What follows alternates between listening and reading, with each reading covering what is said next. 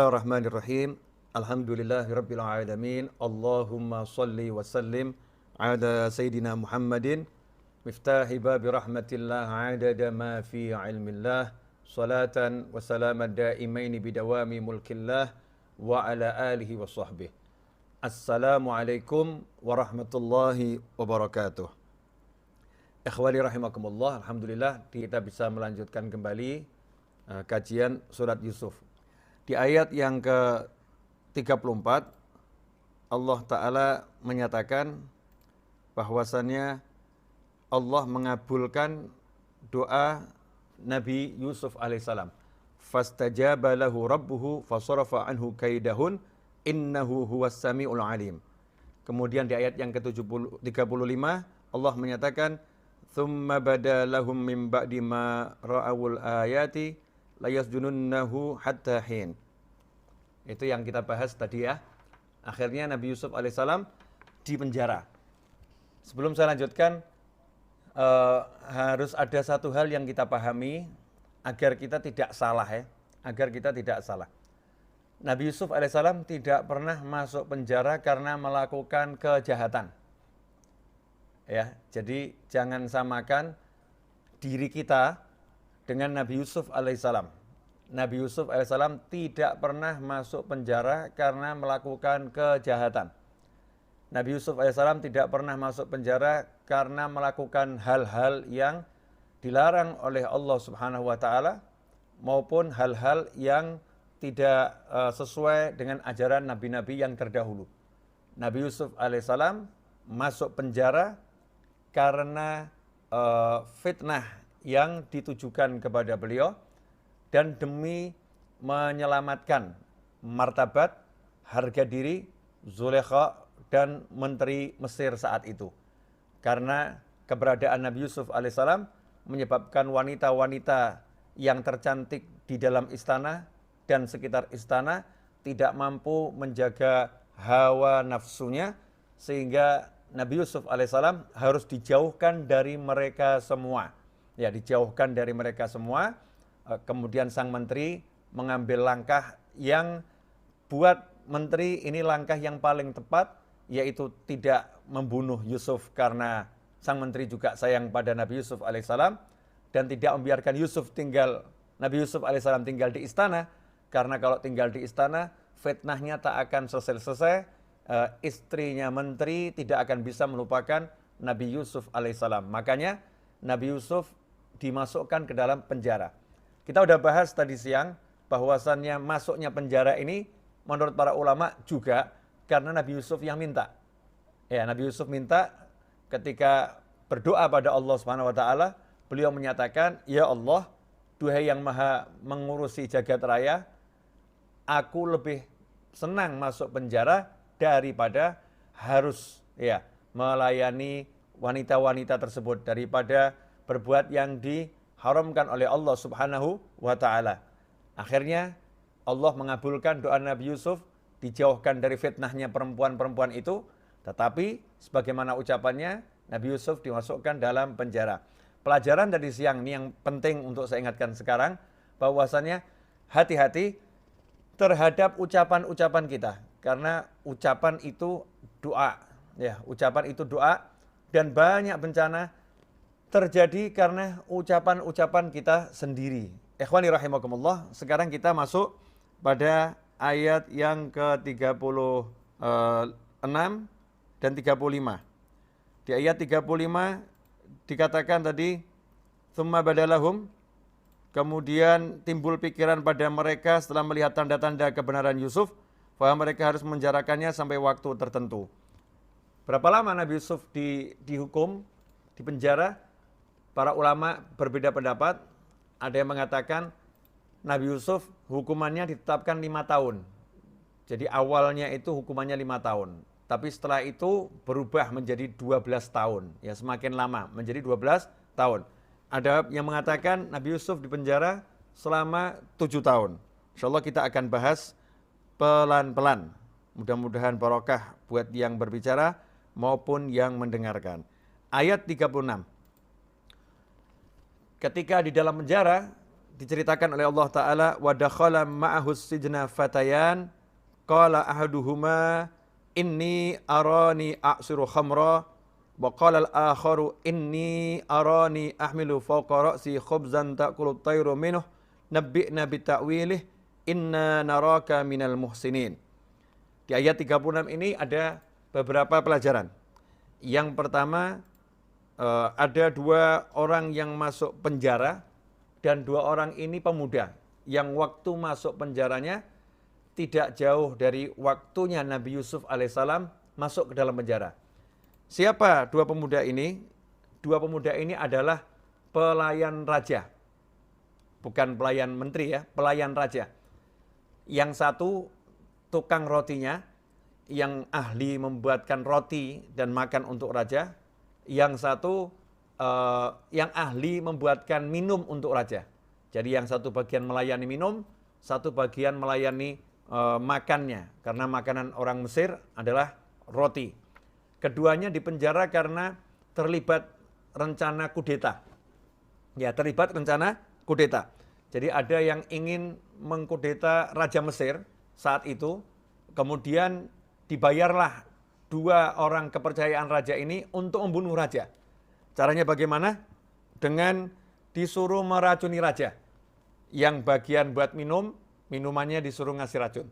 Yang bagian buat makan, makanannya disuruh ngasih racun. Mereka dibayar mahal. Nah, ini biasanya yang mengkhianati pemimpin itu orang-orang yang ada di sekitarnya, terdekatnya. Biasanya seperti itu. Seperti dalam kisah Nabi Yusuf alaihissalam ini, maka ini orang terdekat raja yang sehari-hari bersama raja, yang lolos dari keamanan ya, lolos dari screening, itulah justru yang akan membunuh raja dengan bayaran yang tinggi karena tergoda oleh uang. Tetapi saat eksekusi, ketika akan meracuni raja, rupanya yang buat minum raja ini sadar, dia mengurungkan niatnya membunuh raja. Sementara yang bagian buat roti tetap melanjutkan aksinya. Maka ketika minuman sudah dihidangkan kepada raja, makanan dihidangkan pada raja, saat itulah yang membuat minuman berkata kepada Raja Mesir, wahai Paduka, jangan makan rotinya, karena rotinya beracun.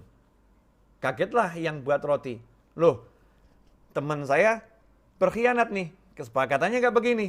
Kesepakatannya nih, dua-duanya akan bunuh raja. Maka bagian buat roti pun berkata kepada raja, wahai raja, jangan minum minumannya, karena minumannya juga mengandung racun untuk membunuhmu. Sang raja pun kaget, kemudian akhirnya memerintahkan agar yang membuat minuman meminum minuman itu. Ya, jadi minumannya diambil sama yang buat minuman, terus diminum. Bismillahirrahmanirrahim. Kalau ada yang haus, minum dulu. Ya, jangan tegang-tegang amat ngajinya. Alhamdulillah. Kalau ini minuman air mineral, insya Allah berkah. Bismillahirrahmanirrahim.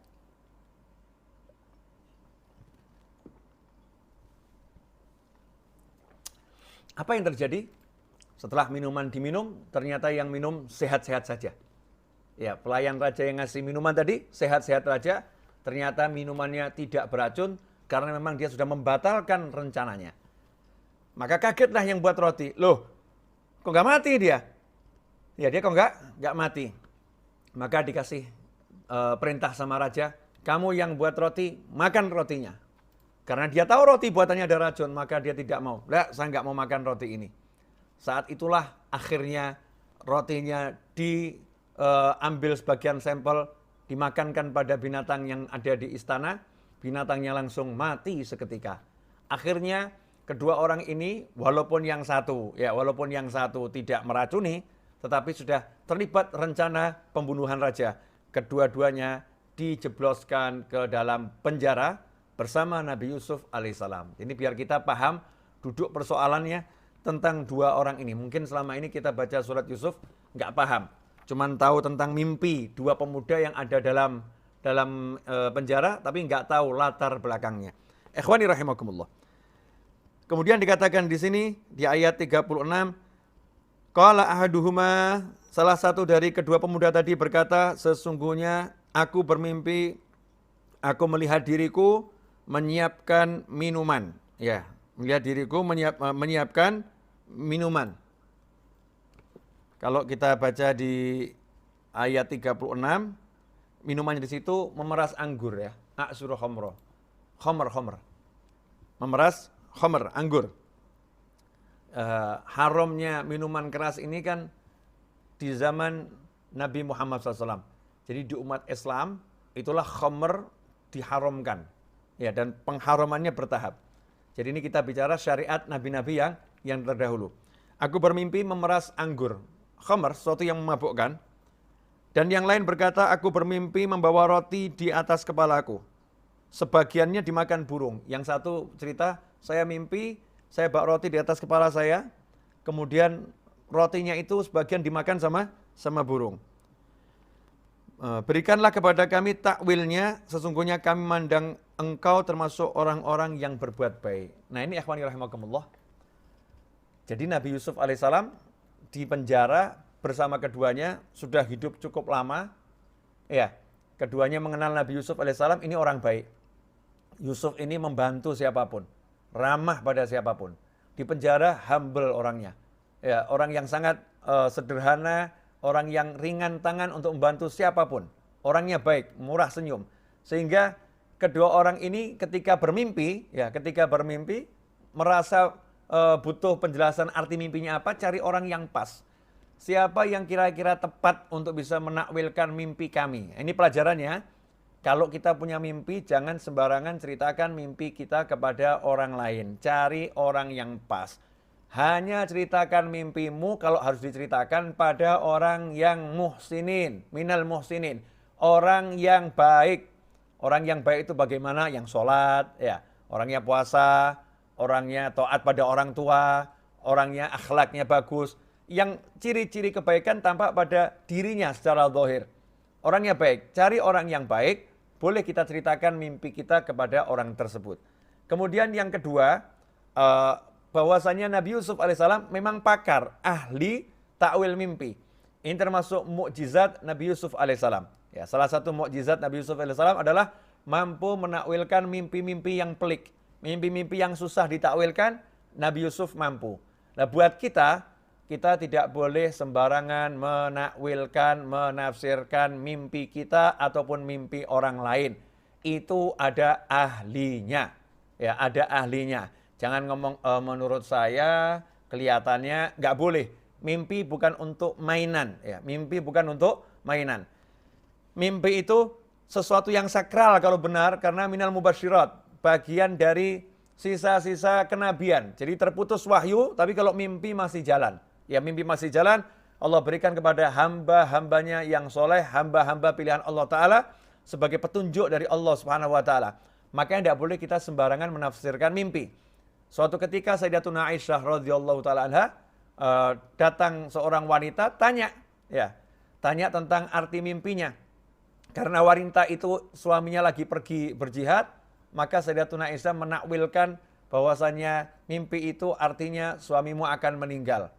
Pulanglah wanita tersebut, kemudian cerita kepada Nabi Muhammad SAW, tadi ada seorang yang mimpi seperti ini nanya sama saya takwilkan kalau suaminya akan meninggal. Maka Rasulullah SAW bersabda, kalau begitu terjadilah apa yang kamu artikan, sesuai dengan yang kamu artikan. Kalau ada orang mimpi, artikan yang baik. Akhirnya menjadi pelajaran buat kita semua sampai hari ini. Secara umum kalau kita memang nggak punya ilmu takwil mimpi, kalau ada orang mimpi nanya sama kita, artikan yang baik-baik walaupun mimpinya menyeramkan, lihat setan, lihat demit dan lain sebagainya. Pokoknya artinya yang baik, jangan arti yang buruk. Karena arti yang buruk akan jadi sugesti, menjadi doa dan sehingga diwujudkan oleh Allah Subhanahu wa taala. Tapi kalau kita artikan baik, menjadi doa yang baik, menjadi keyakinan yang baik, harapan yang baik, akan diwujudkan oleh Allah Subhanahu wa taala sesuai harapan kita. Ya, terserah mau mimpinya apa, pokoknya artikan yang baik. Mudah toh, mau tinggal ngertiin yang baik kok. Masa dijadikan susah ya. Nah, kemudian yang kedua, ternyata Nabi Yusuf alaihissalam dikenal minal muhsinin. Orang tuh di penjara kadang dikenal semakin garang. Wah, dia di penjara, ternyata di penjara jadi raja penjahat di penjara. Naudzubillah min dzalik. Ya, dia di penjara menjadi orang yang ahli bergulat, ahli jotosan, ya, ahli berkelahi. Dia jadi orang nomor satu yang paling kuat. Dia dikenal karena kekuatannya, dikenal karena suka berkelahinya, ya, dikenal karena dia jagoannya. Tapi Nabi Yusuf alaihissalam di penjara dikenal bukan karena ahli menjotos, meninju, memukul, tapi dikenal sebagai ahli menolong dengan tangannya. Ya. Kemudian ahli berbicara dengan baik, menghibur di sekitarnya. Ahli menyenangkan hati orang-orang yang ada di dalam penjara, sesama napi-napi yang di penjara, disenangkan hatinya oleh Nabi Yusuf alaihissalam. Dikenal sebagai orang yang bijak dan dikenal sebagai orang yang menyeru ke jalan Allah subhanahu wa ta'ala.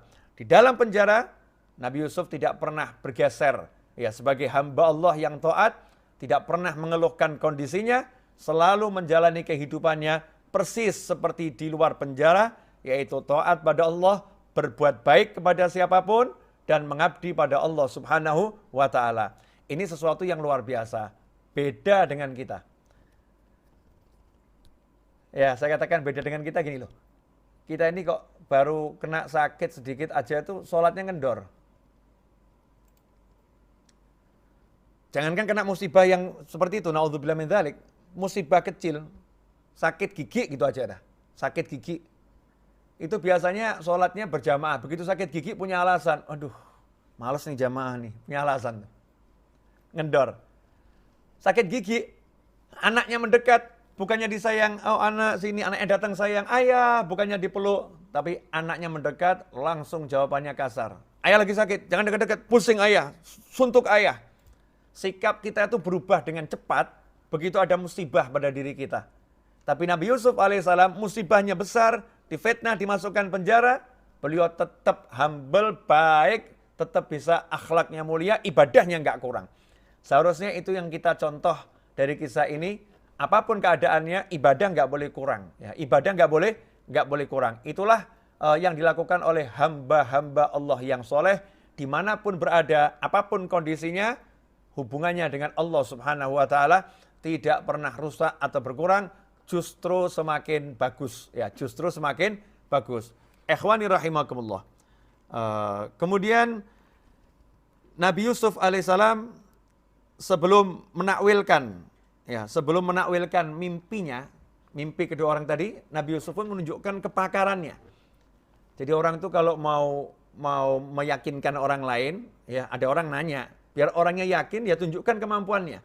Menunjukkan kemampuan yang dimiliki dengan niat meyakinkan orang yang bertanya, itu bukan kesombongan. Itu bukan ujub, itu bukan riya, itu bukan sum'ah. Tetapi itu bagian daripada membuat yang disampaikan nanti bisa dipercaya. Bagian daripada metode dakwah. Ya, bagian dari metode dakwah. Harus ditunjukkan, saya mampu benar takwilkan mimpi kamu. Saya ahli, saya pakar. Maka Allah Ta'ala menyatakan dalam surat Yusuf ayat 37, qala la ya'tikuma ta'amun turzuqanihi illa nabba'tukuma bita'wilihi qabla an ya'tiyakuma dzalikuma mimma 'allamani rabbi inni taraktu millata qaumin la yu'minuna billahi wa hum bil akhirati hum kafirun. Ya. Kalau kita lihat di ayat 37, Allah Subhanahu wa taala menyatakan bahwasanya Nabi Yusuf alaihissalam berkata, tidaklah makanan yang diberikan kepadamu berdua, jadi kalau bahasa bebasnya begini, makanan yang kalian dapatkan, masing-masing dapat makanan dari rumah, kiriman, apapun itu, kiriman dari rumah, maka makanannya belum sampai, saya udah bisa tahu. Nanti kamu akan dapat kiriman makanan ini, jumlahnya sekian, ya dikirim jam sekian, ya akan datang kepadamu hari ini. Yang ngirim fulan, saya bisa nyampaikan seperti itu, kata Nabi Yusuf alaihissalam. Itu arti yang pertama. Arti yang kedua, kalau toh kalian mimpi, ya kalian mimpi akan diberi makan, ya belum sampai diberi makan itu aku udah bisa nafsirkannya. Mimpimu tentang makanan yang ada dalam mimpi itu aku bisa menakwilkannya. Apalagi cuman mimpi yang tadi, saya pakar. Tapi kebanyakan ahli tafsir mengatakan bahwasanya Nabi Yusuf alaihissalam menceritakan kepada keduanya, saya bisa tahu makanan apapun yang akan dikirimkan kepada kalian dari luar penjara. Dari luar penjara, dari keluarga, dari sahabat, dari teman, ada yang ngirimin makanan, makanannya apapun saya tahu, kapan dikirimnya, jumlahnya berapa, bentuknya apa, jenisnya apa, rasanya bagaimana, saya bisa ceritakan dengan detail. Artinya dibuktikan sama Nabi Yusuf alaihissalam kemampuannya, keahliannya. Maka keduanya ya terperangah, ya keduanya kagum, keduanya mantap dengan Nabi Yusuf alaihissalam. Tetapi Nabi Yusuf tidak langsung menjelaskan takwil mimpinya. Oke, kalau gitu artinya mimpimu begini, enggak. Kenapa? Karena ada yang lebih penting dari menjelaskan arti mimpi. Dan di sini ada satu metode yang luar biasa. Ini orang lagi percaya pada Nabi Yusuf alaihissalam, lagi percaya dan lagi butuh. Jadi kalau kebutuhannya dipenuhi, orang ini akan pergi. Nabi Yusuf sudah mengukur, orang ini butuh sama saya, kalau kebutuhannya saya penuhi, dia akan pergi. Maka kesempatan saya untuk memberikan sesuatu yang penting akan hilang. Akan hilang. Makanya sebelum saya penuhi kebutuhannya, maka yang lebih dibutuhkan saya kasih dulu. Yang lebih dibutuhkan tuh dia masuk Islam, kenal Allah, beriman sama Allah. Itu yang paling penting. Harus saya sampaikan dulu, selesai, baru saya takwilkan. Baru saya takwilkan. Ini metode yang luar biasa. Jadi saat kita itu didengarkan ya, saat kita didengarkan, sampaikan dulu ajarannya Allah Subhanahu wa taala. Baru setelah itu kita berikan apa yang dibutuhkan. Nah, kamu butuh ini ambil silahkan sesuai yang kamu butuhkan. Karena itu Nabi Yusuf alaihissalam, beliau mengatakan, "Dzalikuma mimma 'allamani Rabbi." Saya bisa tahu makanan yang akan dikirim kepada kalian dari luar penjara, bentuknya apa, kapan datangnya. Itu adalah bagian daripada apa yang diajarkan oleh Allah Tuhanku yang maha mengurusi aku. Kenapa Allah ngajarin aku? Kenapa Allah menjelaskan semuanya kepadaku? Inni taraktu millata qaumin la yu'minuna billahi wa hum bil akhirati hum kafirun. Karena aku telah meninggalkan agama orang-orang yang tidak beriman kepada Allah, bahkan mereka tidak percaya kepada hari akhirat. Jadi agama yang enggak iman sama Allah, enggak iman sama akhirat, saya tinggalkan. Artinya saya dikasih ilmu karena saya beriman kepada Allah semata, enggak ada yang lain. Di sini ada pelajaran, berarti ada ilmu yang dipelajari, ada ilmu yang diajarkan. Jadi ilmu itu ada dua, ilmu yang dipelajari seperti kita sekarang ini belajar, ya. Ada ilmu yang diajarkan langsung oleh Allah Subhanahu wa taala. Jadi ilmu yang dipelajari ya sama prosesnya, bersama guru, ya, bersama di majelis. Ini proses cari ilmu dengan dicari. Sementara ilmu yang diajarkan langsung oleh Allah taala adalah bagian daripada ilmu ladunni. Ilmu yang langsung diajarkan Allah karena orang yang bertakwa. Ya karena orangnya iman sama Allah. Karena orangnya minal muhsinin. Karena orangnya suka berbuat baik. Maka diajari langsung oleh Allah subhanahu wa ta'ala. Contohnya adalah Nabi Khadir alaihissalam. Ya ketika bertemu dengan Nabi Musa alaihissalam. Nabi Khadir atau Nabi Khidir mendapatkan ilmu langsung dari Allah subhanahu wa ta'ala. Yang belum dimiliki oleh Nabi Musa alaihissalam. Allah milih Nabi Khidir, maka Allah mengajari Nabi Khidir. Nah ilmu ini dimiliki oleh para anbiya wal mursalin dan dimiliki oleh penerus-penerus mereka. Al-ulama warathatul anbiya. Para ulama adalah pewaris para nabi. Makanya para ulama mewarisi juga ilmu laduni. Nah dari mana ulama mendapatkan ilmu laduni, ilmu yang langsung diajarkan oleh Allah Subhanahu wa taala? Dari sholatnya yang istiqomah, dari qiraatul Qur'annya yang istiqomah, dari hatinya yang ridho, yang istiqomah, dari mata, mulut, telinga, dan seluruh anggota tubuh yang dijaga dari yang haram, dari mengikuti ajaran Nabi Muhammad SAW, maka diajari ilmu yang mereka belum ketahui, sebagaimana diajarkan oleh Rasulullah SAW, barang siapa menyampaikan apa yang dia ketahui, maka Allah akan mengajarkan kepadanya apa yang belum diketahui.